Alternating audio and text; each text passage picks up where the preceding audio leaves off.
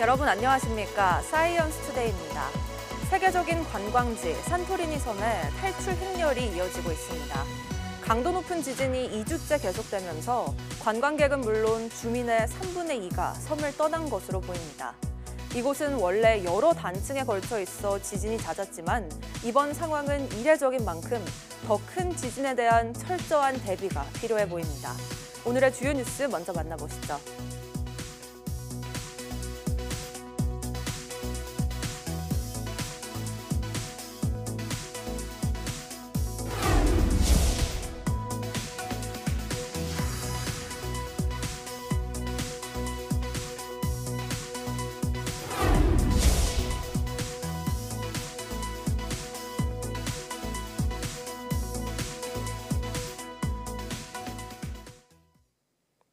나흘째 강추위가 이어지는 가운데 오늘 오후부터 서울을 포함한 전국에 눈이 내릴 전망입니다. 오늘 아침 서울 기온은 영하 11.5도, 강원 횡성 영하 22도, 경기 파주 영하 19도 등 전국적으로 영하 10도를 밑돌았고 낮에도 체감 기온이 영하권에 머무는 추운 날씨가 이어지겠습니다. 서해안과 제주도에는 오늘도 많은 눈이 내리면서 새벽 6시 기준 전북 순창 30.5cm, 전남 장성 20.9cm, 제주 산간 사제비 21.9cm의 눈이 쌓였습니다. 오후부터는 전국적으로 눈이 확대돼 충남과 호남 서해안에 최고 15cm 이상, 서울 등 수도권에 1에서 5cm, 중부 내륙 지방에 3에서 8cm의 눈이 내리겠습니다. 특히 경기 남부와 충청, 호남 지역에는 오늘 밤부터 내일까지 시간당 최대 3에서 5cm의 강한 눈이 쏟아지는 곳도 있을 것으로 보여 피해가 우려됩니다. 수도권 등 중부지방은 내일 오후부터 차츰 눈이 그치겠지만 호남과 제주에는 주말까지 눈이 계속 내릴 전망입니다. 체감온도가 영하 20도에 육박하는 강추위가 더욱 힘든 사람들이 있습니다. 서울시가 노숙인이나 쪽방촌 주민, 독거 어르신, 저소득층 등 취약계층을 지키기 위해 비상근무에 돌입했는데요. 어떻게 돕고 있는지 김연아 기자가 보도합니다.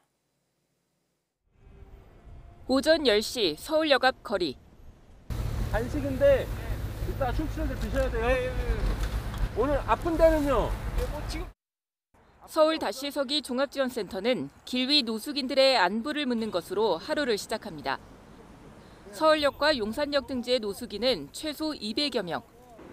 한파전 위독한 20명을 설득해 병원에 옮겼고 하루 5번 이상 따뜻한 물과 핫팩, 간식을 나눠주며 건강 상태를 살피는데 이렇게 냉동고 추위가 찾아올 때면 매일 밤 인명피해가 생기지는 않을까 비상대기하며 마음을 졸이곤 합니다. 거리에 계신 노숙인분들 대부분이 이제 기저질환을 앓고 계시다 보니까 건강 문제에 대한 이슈들이 좀 있습니다. 그래서 동절기에 동사라든지 아니면 그 외에 건강 문제 발생될 염려가 있어서 칼바람에 떠는 쪽방촌 주민들에겐 밤 추위 대피소 이용권이 지급되고 있습니다. 서울시가 지난해 시작한 사업으로 동네 목욕탕이 밤새 따스히 쉴 수 있는 공간을 내줍니다. 전 내일 갔는데요. 그 뜨뜻한 물에 한 20-30분 몸 담그고 있고 피로도 풀리고 겨울에는 거의 못 씻었어요. 그 커피포트에다 물 데워서 머리 감고 사람들이 그렇게 생활했거든요. 그럼요. 오시면은 뭐 가족 같이 이렇게 식사도 같이 뭐 나누고 뭐 간식도 나누고 그 뭐 모욕도 하고 뭐. 서울시는 이달 초 한파특보가 발효된 직후 저소득 38만여 가구에도 정부와 별도로 난방비 10만 원씩을 추가 지급했습니다. 또 비상근무 52개 반 181명 규모의 한파 종합 상황실을 가동해 이틀간 한파 취약 시민 9,900여 명을 돌보고 188명에게 응급 대피소를 제공했다고 밝혔습니다. YTN 김현아입니다. 빛고울 광주를 어머니처럼 푸근하게 안고 있는 무등산에 하얀 눈꽃이 피었습니다. 한 폭의 동양화 같은 서석대의 절경을 영상으로 함께 보시겠습니다.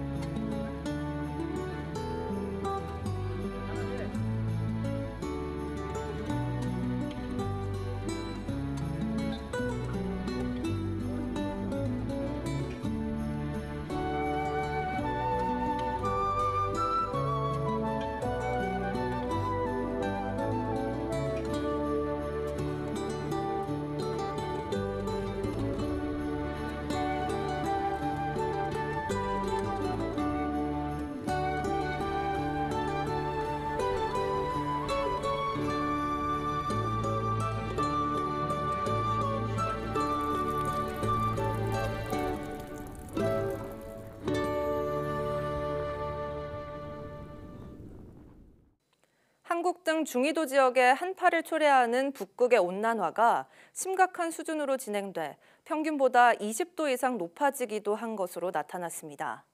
영국 가디언에 따르면 유럽연합 기후변화 감시기구인 코페르니쿠스 연구소의 관측 결과 이달 2일 기준 북극 기온은 최근 30년 평균보다 20도 이상 높았습니다. 특히 북위 87도의 기온은 영하 1도까지 상승해 얼음이 녹는 점인 0도에 가까워졌습니다. 전문가들은 기온이 비정상적으로 높은 가운데 아이슬란드 상공의 저기압 때문에 북극으로 따뜻한 공기가 유입되고 있다고 지적했습니다. 이처럼 북극의 온난화가 심해지면 한기를 가두는 극소용돌이가 약화하면서 중위도 지역까지 한파가 내려오게 됩니다. 국내 연구진이 기후변화가 오존 농도에 미치는 영향을 밝혀냈습니다. 포스텍 연구팀은 2001년부터 2019년까지 서울 25개 구에서 수집된 20여 년간의 날씨, 오존 데이터를 분석한 결과 기온 상승 등 기상 조건 변화로 인해 평균 오존 농도가 1.6 ppb 증가했다고 밝혔습니다.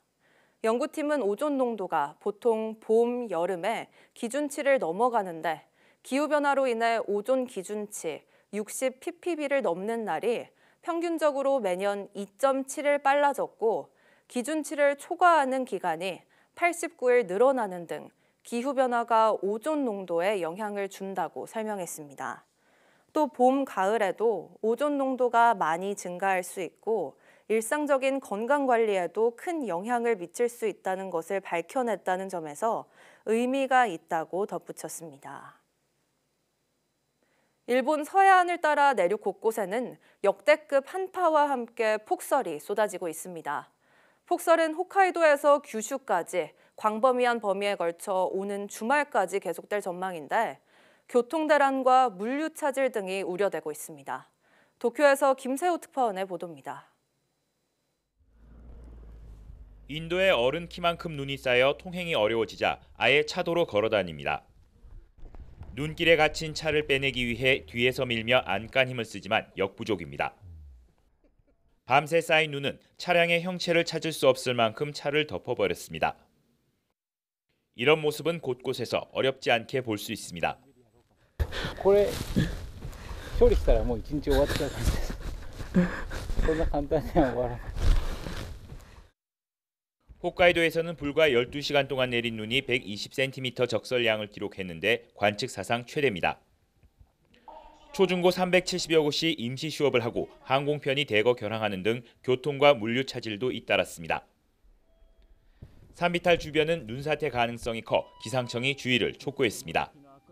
雪の量が多くなってくると、場所によって雪崩の可能性というのも出てきます。こういったところにも注意をしていただければというふうに考えております。 남쪽으로 천여 킬로미터 떨어진 간사이 지역 효고현도 하루 51cm의 눈이 쌓이는 등 일본 서해안선을 중심으로 광범위하게 폭설이 이어지고 있습니다. 일본 상공 5,000m 부근에 영하 42도의 찬 공기가 유입되고 있는데 이 같은 강력한 한파로 일본 곳곳의 기록적인 폭설은 주말인 8일까지 계속될 전망입니다. 일본 정부는 불가피하게 차량으로 이동할 경우 눈길 고립에 대비해 방한복, 비상식량, 휴대전화 배터리 등을 갖출 것을 당부했습니다. 도쿄에서 YTN 김세호입니다. 세계적인 관광지인 그리스 산토리니 섬에서 2주째 지진이 계속되고 있습니다. 특히 강진에 대한 공포로 관광객은 물론 주민 3분의 2 이상이 본토로 대피하면서 사실상 섬이 텅 빈 것으로 파악됐습니다. 김지영 기자가 보도합니다. 절벽 위에 지어진 하얀 벽과 파란 지붕의 집들로 유명한 세계적 관광지 산토리니 섬. 주민 16,000명 가운데 11,000명 이상이 페리로 여객기로 서둘러 섬을 빠져나갔습니다. 지난달 24일부터 수백 차례가 넘는 지진이 연이어 발생하고 있기 때문입니다. Δεν το πίστευα στην αρχή γιατί δεν το έχουμε ξαναζήσει. Νιώθουμε σεισμούς, λογικό ηφαίστειο έχουμε, αλλά τέτοιο πράγμα ποτέ στη ζωή μας. 아직 큰 부상자나 피해는 없지만 연쇄 지진이 더 큰 강진에 전조일 수 있다는 우려가 커지고 있습니다. Το δεύτερο σενάριο είναι να έχουμε κάποιο σεισμό μεγαλύτερο στο άμεσο μέλλον. 섬 내 모든 학교는 이번 주 내내 휴교에 들어갔고 가게들도 문을 닫았습니다. 매년 340만 명에 이르는 관광객의 발길이 뚝 끊기면서 외신들은 으스스할 정도로 섬이 텅 비었다고 현지 분위기를 전했습니다. Behind me, you can see a caldera, a volcanic crater. But these famous views that draw millions each year are now being enjoyed by just a handful of visitors. 경찰은 빈집 약탈 등을 막기 위해 순찰을 강화하고 있습니다. 주 그리스 한국 대사관은 홈페이지를 통해 산토리니에 체류 중인 국민은 신변 안전에 유의해 주길 바란다고 밝혔습니다. 특히 항구 접근을 금지하고 산사태나 쓰나미 주의 등을 당부했습니다. YTN 김지영입니다. 오로지 바이오 원료만을 이용해 윤활기유를 만들 수 있는 친환경 생산의 토대가 마련됐습니다. 한국생산기술연구원과 포스텍 공동연구팀은 바이오매스에서 유래한 퓨란 화합물을 개발하고 이를 통해 친환경 윤활기유 생산 기술을 확보했다고 밝혔습니다. 실제로 개발한 퓨란계 윤활기유의 환경성과 경제성을 분석한 결과 기존 화석연료 기반의 윤활유보다 탄소 배출량이 35% 줄어들었으며 친환경 공정을 활용함에도 합성 윤활유보다 가격이 32% 정도만 올라갔습니다. 연구팀은 개발한 퓨란계 윤활기유가 모든 원료를 100% 바이오매스 유래 물질로 만들었기 때문에 환경 규제가 심해지고 있는 선박 분야에서의 활용도가 커질 것으로 기대했습니다. 국내 연구진이 폴리페놀 코팅 기술로 탈모를 예방할 수 있는 방법을 찾아냈습니다. 카이스트 화학과 이혜신 교수 연구팀은 천연 폴리페놀 일종인 탄닌산 기반의 코팅 기술을 활용해 탈모 완화 기능성 성분을 서서히 방출하는 새로운 탈모 예방 기술을 개발했다고 밝혔습니다. 대표적인 탈모 치료제인 미녹시딜과 피나스테라이드는 일정한 예방 효과를 보이기는 하지만 장기적으로 사용해야 하고 두피 자극과 가려움증, 혈압 변화 등의 부작용을 일으키는 한계가 있습니다. 이에 연구팀은 천연 물질인 탄닌산에 살리실산과 니아신 아마이드, 덱스판테놀 등 탈모 완화 기능성 성분을 결합해 부작용이 없는 새로운 탈모 예방 물질을 개발했습니다. 실제로 개발한 탈모 완화 성분이 함유된 샴푸를 12명의 탈모 환자에게 7일 동안 적용한 결과 56.2%의 환자에서 모발 탈락 감소 효과가 나타난 것을 확인했습니다.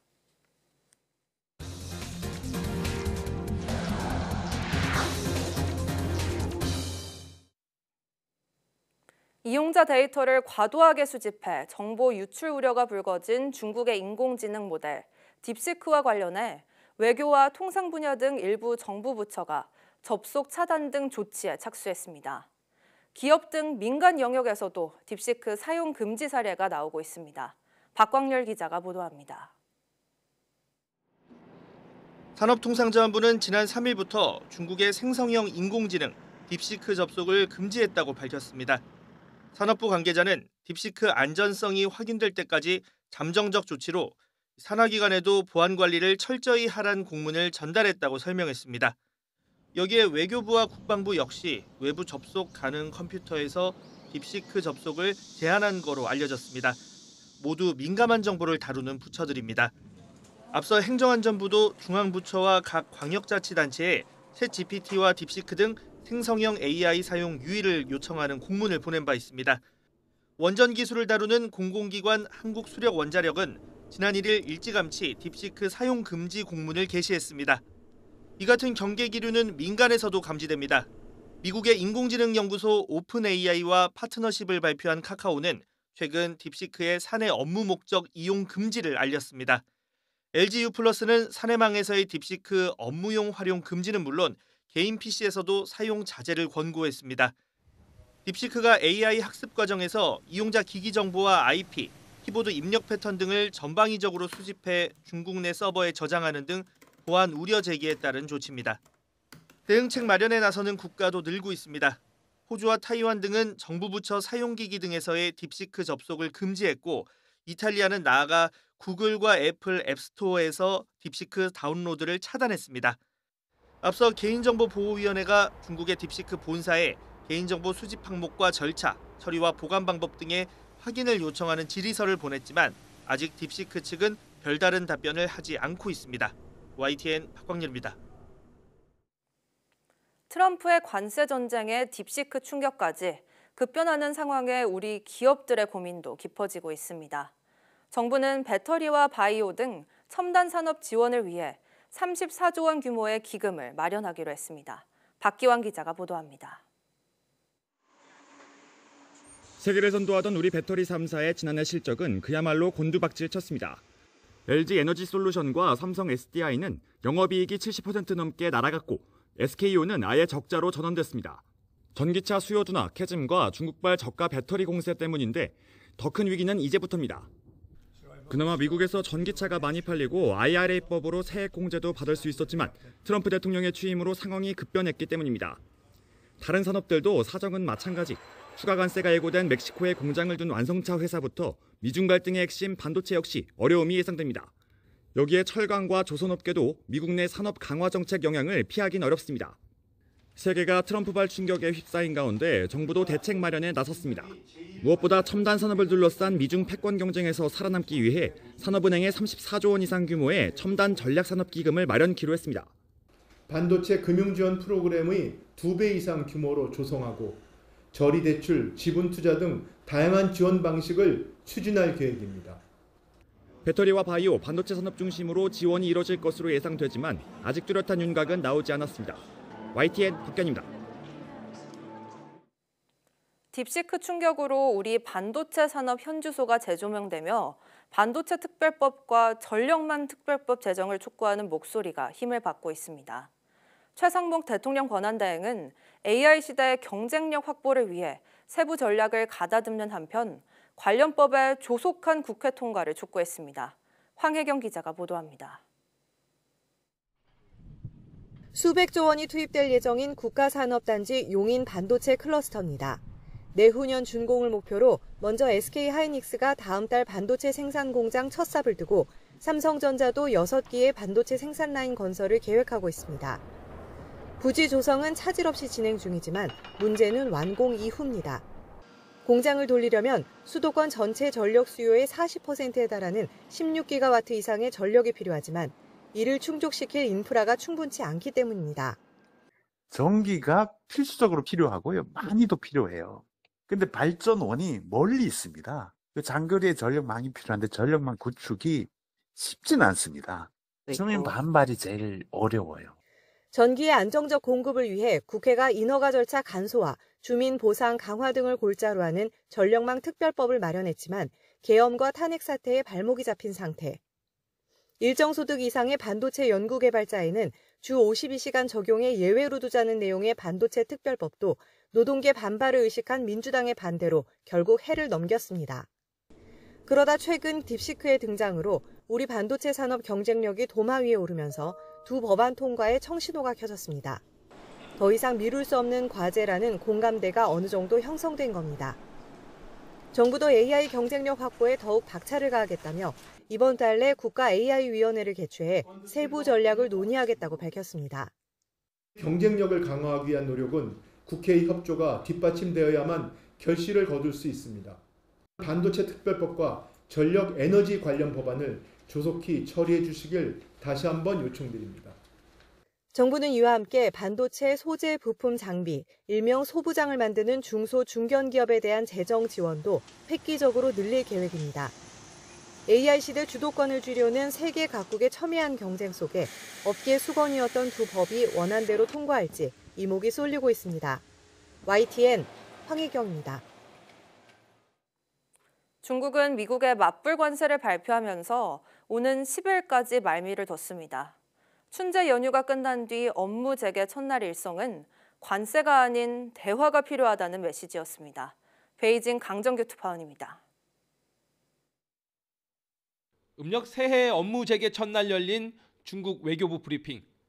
춘제 연휴 때 불붙은 관세 전쟁을 두고 압박과 위협은 통하지 않는다면서도 이렇게 말했습니다.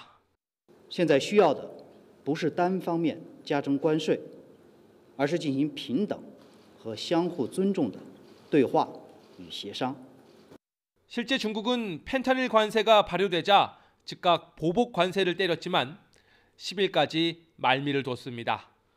특히 한술 더 떠 15% 관세를 매긴 석탄과 LNG의 미국산 수입 비중은 각각 2.2%와 5.4%에 그칩니다.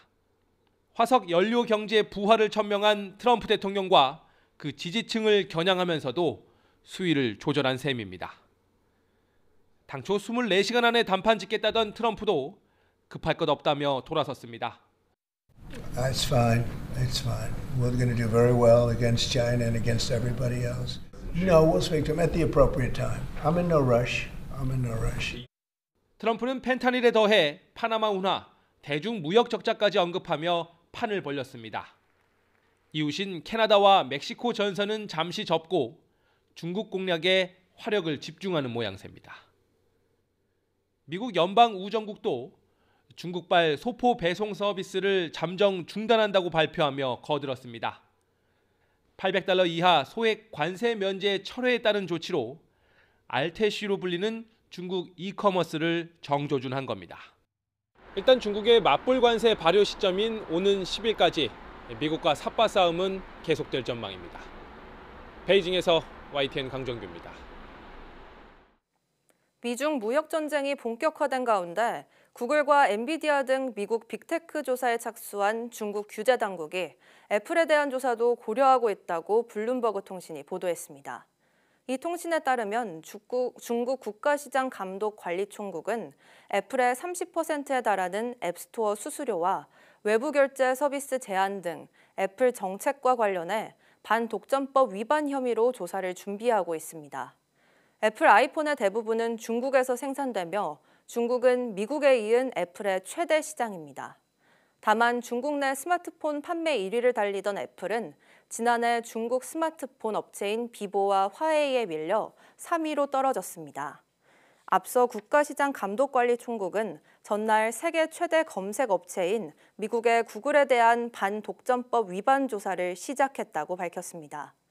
이는 미국이 중국에 대한 추가 10%의 관세가 발효하자마자 중국 측이 내놓은 보복 차원의 대응 중 하나로 평가됩니다.